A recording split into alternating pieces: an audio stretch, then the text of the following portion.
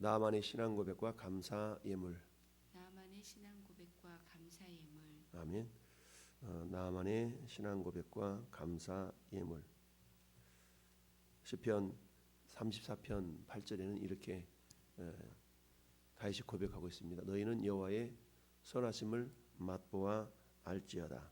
그에게 피하는 자는 복이 있도다. 선하심을 맛보아 알아라. 여러분, 우리가 경험되지 않는 것들은 정확하게 알 수는 없죠. 정확히 알 수는 없지만 또 믿음으로 받아들이기도 하죠. 우리 하나님은 너는 여호와의 선하심을 맛보아라 라고 우리에게 요청하고 있습니다. 나만 장군은 아람 나라의 2인자였어요. 즉 오늘 본문에 나타나 있는 것처럼 그들은 림몬신이라는 우상을 숭배하는 민족이었죠. 그와 반면에 이스라엘 민족은 어때요? 거의 날마다 하나님으로부터 기적을 경험하는 그런 독특한 민족이었죠. 그럼에도 불구하고 이스라엘 민족은 그 하나님의 살아계심을 날마다 경험하면서도 어땠어요? 하나님을 온전히 신뢰하지 못하고 여전히 우상 숭배에 빠져 있는 어리석음을 범하는 그런 민족인 반면에, 그런데 이 나아만 장군은 이방 나라에서 우상을 섬기는 사람이었지만 엘리사를 통해서 역사하신 하나님의 은혜와 사랑을 경험한 이후에는 이 나아만 장군이 변화가 되죠. 변화가 되는데 어떻게 변화가 됩니까?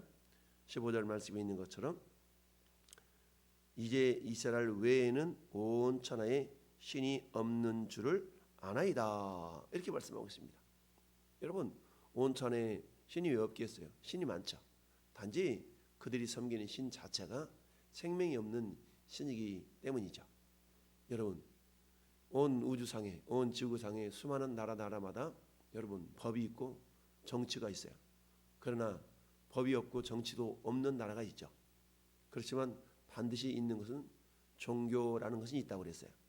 그러니까 어떤 나라도 법이 없지만 종교는 다 있다라는 얘기죠. 이것을 들어서 우리는 인간이 가지고 있는 종교성 또는 신심이라고 이야기합니다. 종교적 본능이라고도 얘기하죠. 하나님은 인간을 창조하실 때에 아담과 하와로 하여금 하나님과 교제하며 하나님과 사귀며 하나님을 섬기는 가운데 가장 행복한 존재가 되도록 우리 하나님께 그렇게 사람을 지으셨습니다.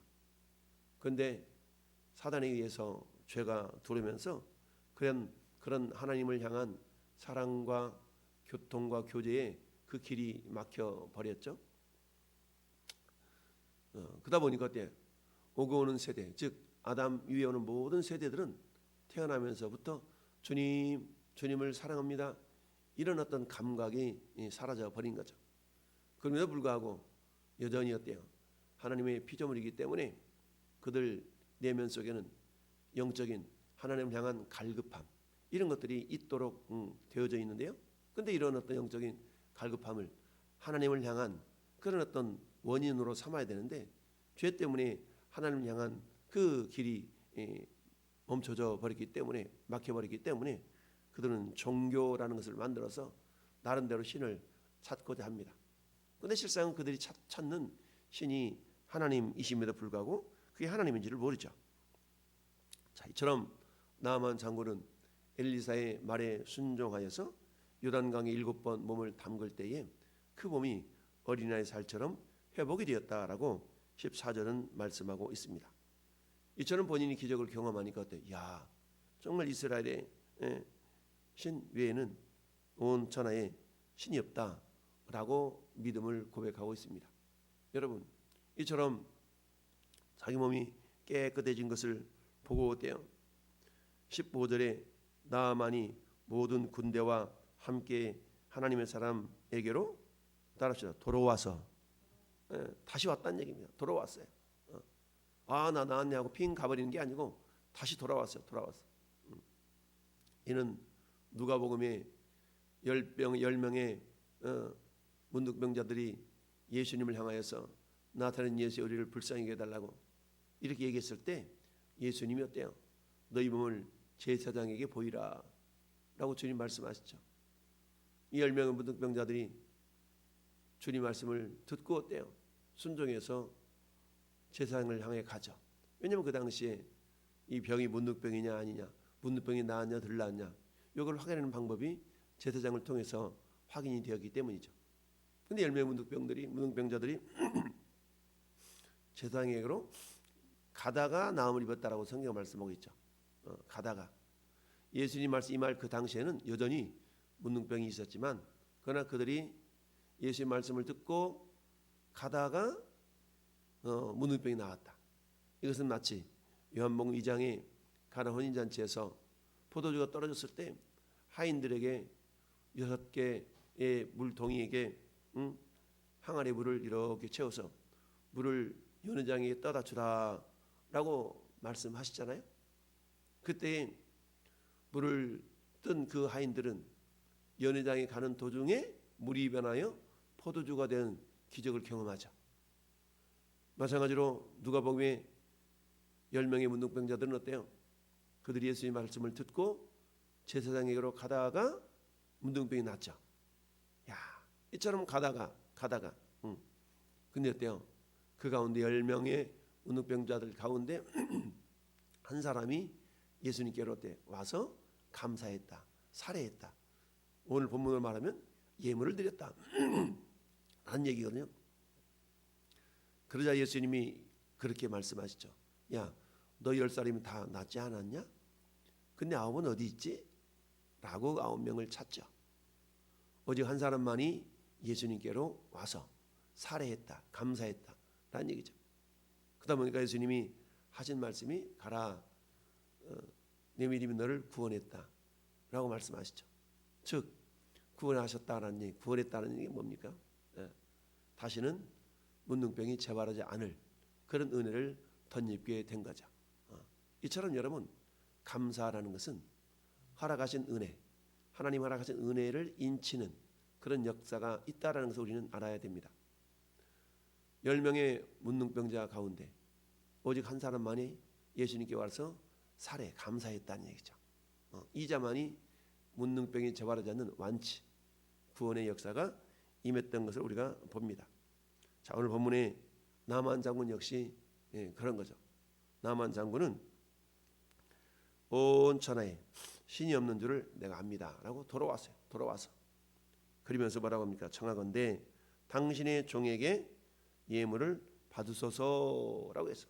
당신의 종에게서 예물을 받으소서. 왜 그럴까요? 이미 자기가 받은 은혜가 너무 큰 거야. 그러니까 뭔가 드리지 않고서는 안 되겠다 싶은 그런 마음이 있었던 겁니다. 그러자 엘리사가 이르되 내가 섬기는 여호와께서 살아계심을 두고 맹세하노니 내가 그의 앞에서 받지 아니하리라 하였더라. 나아만이 받으라고 강권하되 그가 거절하니라. 왜 그랬을까요? 이는 이방인이었기 때문입니다. 이방인이었기 때문에 엘리사가 그가 드리는 예물을 받으면 어떤 모습으로 생각할 수가 있어요? 마치 점괘 이렇게 점치고 나서 점괘에 이렇게 돈을 드리는 것 같은 그런 어떤 인식이 있을 수가 있기 때문에 거절했다라고 볼 수가 있습니다.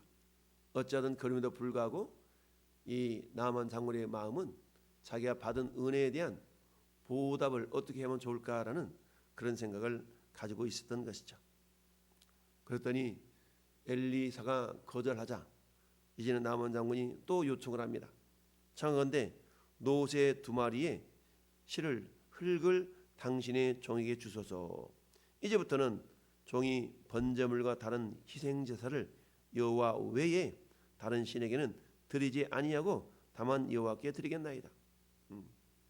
야, 여러분, 이 믿음의 고백은 마치 10계명의 1계명과 2계명을 내가 그대로 순종하겠나이다 라고 말하는 것 같잖아요. 10계명의 1계명이 뭡니까? 다른 신을 내게 있게 말하라. 이 나만 장군이 뭐라고 해요? 다른 신에게 드리지 않겠습니다. 야, 여호와 하나님에게만 내가 예배하겠습니다. 이런 거잖아요. 그리고 어때요? 두 번째, 우상을 만들지도 말고 섬기지도 말고 절하지도 말고 이거에 대해서. 왜냐하면 다른 신들은 곧 우상이 될 수 있기 때문이죠. 그러면서 오직 한 가지 일이 있사오니 여호와께서 당신의 종을 용서하시기를 원하나이다. 왜? 곧 내 주인께서, 내 주인은 누구예요? 내 주인은 아람 나라 왕 베나닷 2세라고 우리가 여겨질 수 있죠. 자, 그는 지금 뭐 하는 사람이에요?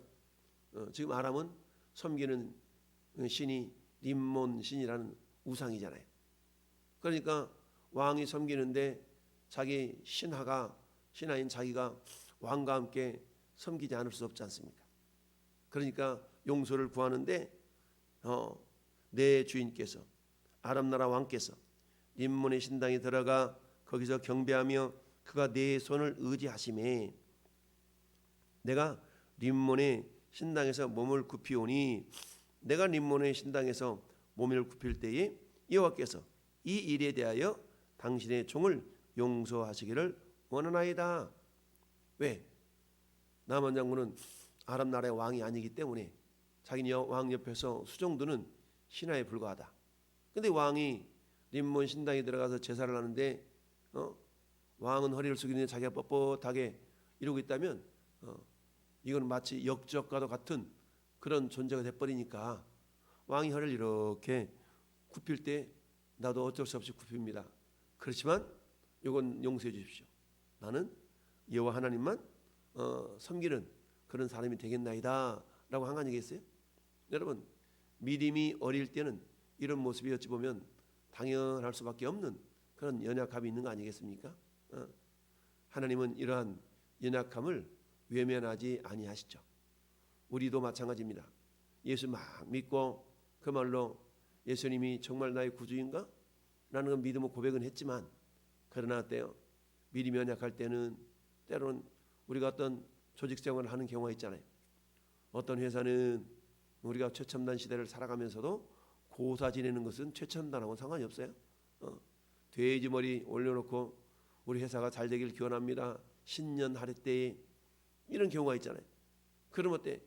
야, 주님, 나는 예수 믿는 사람이기 때문에 저 돼지 대가리 앞에 절하지 않습니다 라고 당당하게 믿음을 선포하는 사람도 있겠지만 그런 믿음이 연약한 사람은 어때요? 평상시에 내가 예수 믿는 사람임을 드러내지 않고 조용하게 직장생활하는 사람들은 그때에 나 예수 믿는 사람이니까 저는 절을 못합니다 이런 소리 하면 어때요? 욕 바가지로 먹죠. 또 예수 믿는 사람이었어? 이러잖아요. 평상시에 자기의 신앙을 드러내서 저놈은 예수쟁이, 저는 예수 믿는 사람이, 저놈은 그냥 열외 이렇게 인정이 돼야 되는데 평상시에는 믿음을 보이지 않다가 그런 일이 있을 때 우상 앞에 절하면 안 된다고 그랬지? 나 절하지 않습니다. 왜? 저 예수 믿습니다. 저 집사입니다. 너 예수 믿었어? 이렇게 보여주면 안 된다는 얘기죠. 자, 그러다 보니까 이 나만 장군도 마찬가지 아니겠어요? 너 뭔 소리야 지금? 너 왜 그래? 너 지금 내 신하로서 우리는 우리의 신이 림몬이잖아. 이러고 있는 참인데 저는 여호와 하나님만 섬기려 합니다. 이래버리면 왕이 완전 죽은 목숨이나 다를 바가 없죠. 그러니까 어때요? 당장에 림몬 신당에서 아람 나라 베나닷 2세와 함께 우상을 섬기는 그 의식에 참여할 때 내가 어쩔 수 없이 허리를 숙일 수밖에 없습니다. 근데 이것을 용서해달라 라고 이렇게 요청을 하죠. 그러면서 어떻습니까? 노새 2마리의 흙을 싣고 가도록 해달라라고 얘기했잖아요. 그러니 이 나만 장군의 그 믿음이라는 것은 뭡니까? 자기가 생각하는 하나님의 신 여호와 하나님은 어떤 존재예요? 이스라엘 나라 땅에만 존재해. 이스라엘 나라 땅에 존재하는 거야. 그러니까 그 땅의 흙을 퍼가지고 가면 흙 속에 여호와 하나님이 함께하겠다라는 그런 아주 초보적인 어린아이 신앙이었던 거죠. 그럼에도 불구하고 그의 신앙 고백만큼은 뭐였어요? 분명했다라는 이야기입니다. 그렇습니다. 저는 여러분도 마찬가지죠. 여러분, 우리는요 어둠 속에 있으면요 우리 참모습이 안 보이잖아요. 어둠 속에 있으면 우리 참모습이 안 보여요. 그러나 환한 빛으로 나오면 여기 얼룩이 있고 여기 옷이 더러워졌고 이런 것이 보이지 않습니까? 죄라는 것이 어둠이잖아요. 그러니까 어둠 속에 있으면 죄가 안 보여. 그런데 예수님은 뭐라 말씀합니까? 내가 세상의 빛이다. 예수님은 세상의 빛이에요. 그러니까 예수님 앞에 나오면 우리 모든 어두워진 부분들이 다 비춰지게 되죠. 그러니까 예수님을 통하지 않고서는 우리의 죄를 발견할 수가 없는 겁니다. 그래서 저와 여러분들 이미 예수 그리스도를 우리의 구주로 믿고 섬기는 자들이기 때문에 우리 내면 속에 있는 죄들이 다 드러난 겁니다. 그럼 어때요? 그 죄를 회개하고 하나님 앞에 나아갈 때 이를 하나님의 자녀라는 인정을 받게 되죠. 근데 어때요? 가식적인 신앙, 전혀 예수님을 알지도 못하고 믿지도 않으면서 그런 것처럼 가식하는 신앙이 있을 수가 있죠.